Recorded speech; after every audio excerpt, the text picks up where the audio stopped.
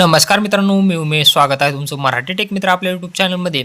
शेतकरी स्तरावरील ई पीक पाहणी आता बंद झालेली आहे आणि ई पीक पाहणी जे आहे ते तुमचे गावचे सहाय्य करणार आहेत. म्हणजे शेतकरी स्तरावर ई पीक पाहणी बंद झालेली असून तुमच्या क्षेत्रातील ई पीक पाहणी जे आहे ते सहाय्य करणार आहेत.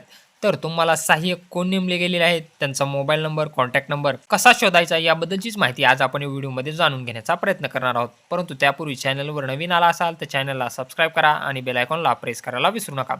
चला तर मग पाहूया की तुमच्या गावासाठी सहाय्यक म्हणून कोणाची नेमणूक झालेली आहे. त्यासाठी तुम्हाला गुगलवरती सर्च करायचं आहे आपली चावडी आणि तुम्हाला digital712.mahabhumi.gov.in हे संकेतस्थळ ओपन करायचं आहे. हे संकेतस्थळ ओपन केल्यानंतर तुम्हाला खाली यायचं आहे ई पीक पाहणी DCS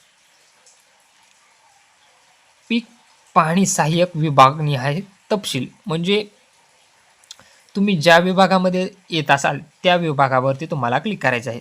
समजा छत्रपती संभाजीनगरची जर तुम्हाला लिस्ट पाहिजे असेल तर यामध्ये तुम्ही पाहू शकता छत्रपती संभाजीनगर. यामध्ये आता प्रत्येक जिल्हा दिलेला आहे, तालुका दिलेला आहे आणि त्यासमोर गावाचं नाव, सहाय्यकाचं नाव आणि कॉन्टॅक्ट नंबर दिलेला आहे. अशा प्रकारे तुम्ही याच्यामध्ये फाइंडमध्ये जायचं आहे आणि तुम्हाला तुमच्या गावाचं नाव शोधायचं आहे.